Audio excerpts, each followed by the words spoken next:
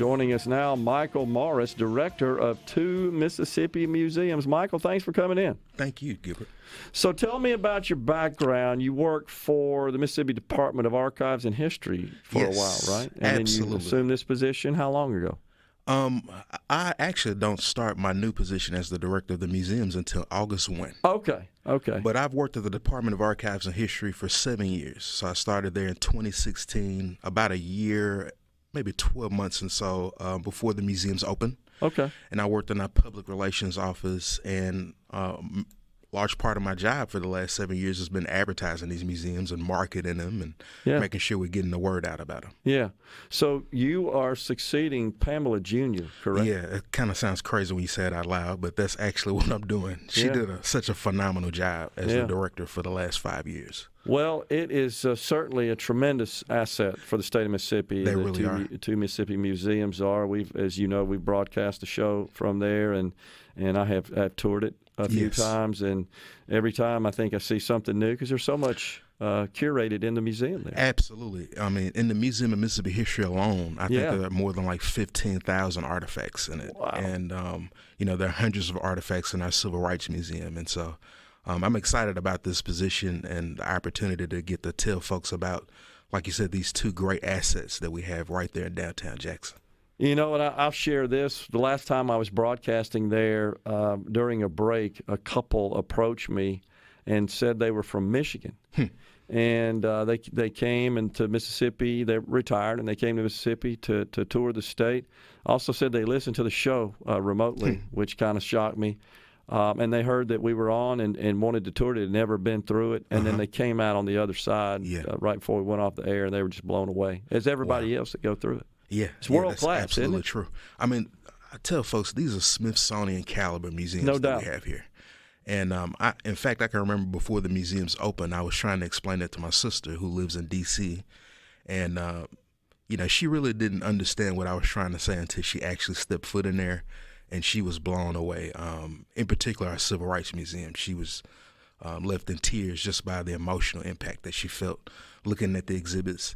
And I think what really impacted her was by the time she got to Gallery 7 and she saw the parts to the truck of Dennis Damer, of Vernon Damer, and just learning his story and his fight for voting rights, it really did leave an impression on her.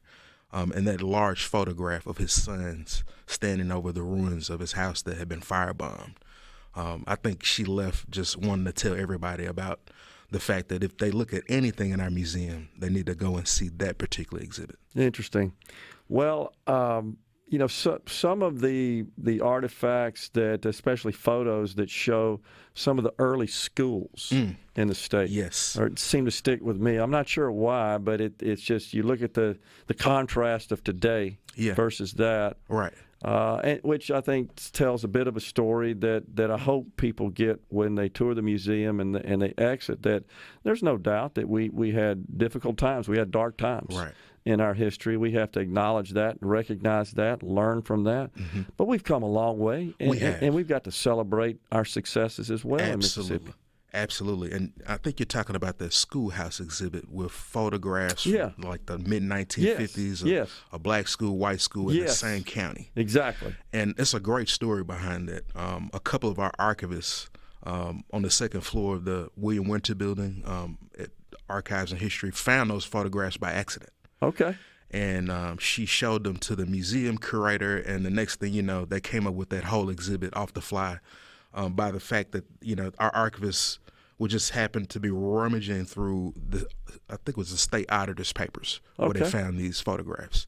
And so I think those photographs really do tell a story about, like you said, how far we've come. And, I think this past year, we've put more money in education than ever before. I mean, we really have come a long ways. Yeah, and of course, our results are really getting national attention. The progress we've made there. The governor's made a good point to tout that, I think. But I've shared the story written in the New York Times where a reporter came to Mississippi, went to the Jackson Public School System and witnessed for himself and then wrote about that. It was just blown away. Said, Mississippi is a template, honestly, for the rest of the nation and how to educate our children in the public schools. So Any particular exhibits that you find particularly impressive that kind of stick with you, that are your favorites? Would you say? Well, I would say, whenever I walk into Gallery 1 of the Museum of Mississippi History, there's a 500-year-old canoe. It's one of the first things that you see. It's called the Swan Lake Canoe, and it was found by the Army Corps of Engineers back in 1990. And it's so long, it's like 25 feet long and impressive, and you can really see the ingenuity and the genius of the 500 years. Yeah, and this was made by Native Americans. And you can see how they chiseled it and really perfected it and made it usable to be able to flow down rivers, because that was a means of transportation back in those days.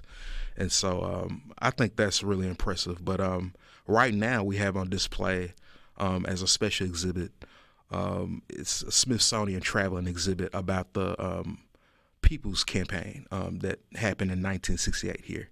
It's called Solidarity Now. And basically what happens is they led a march that started right here in Mississippi, in Marks, Mississippi, that went all the way to the National Mall in Washington, D.C. And basically they were protesting poverty, not just in Mississippi, but throughout the nation. Yeah. And that exhibit is going to be up through September, but I encourage anybody to come and see it.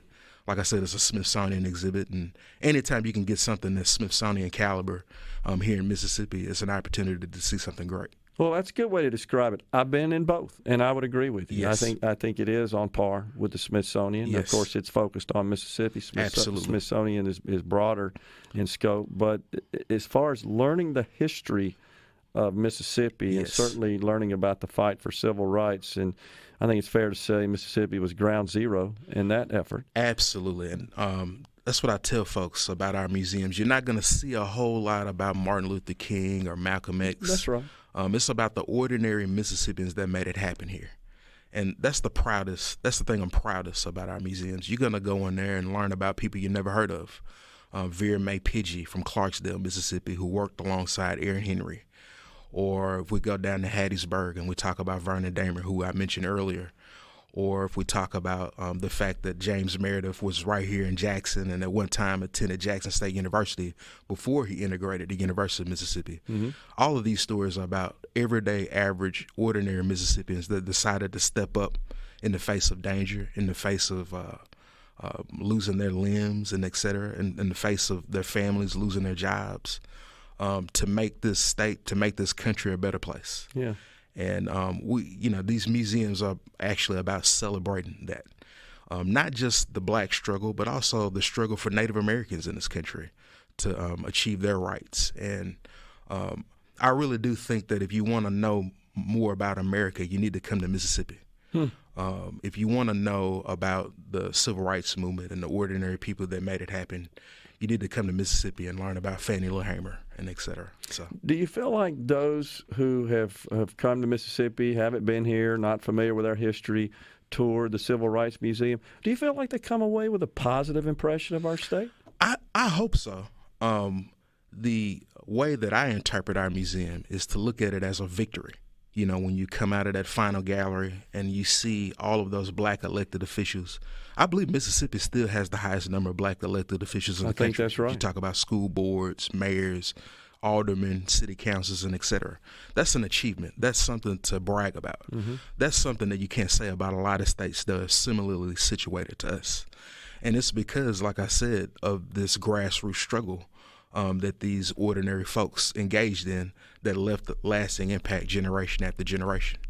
I think we've got one of the largest black caucuses in the country as well for that same reason. I think that's true. Well, I mean, blacks as they represent our overall population, I think we have the highest percent of any state in the nation. I've always thought that we may have more racial harmony, honestly, in this state than in any other, and I think we were sort of forced into that because of the small gap between the races that comprise our population.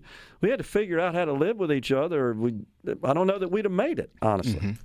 Yeah, a lot of people go in and they're taken aback by the tragedies that they see and et cetera. Yeah. But like I said, I hope that when they get to that final gallery, they see that those tragedies happen for a reason. I agree. And there was a struggle for these achievements that we see today. Yeah. So.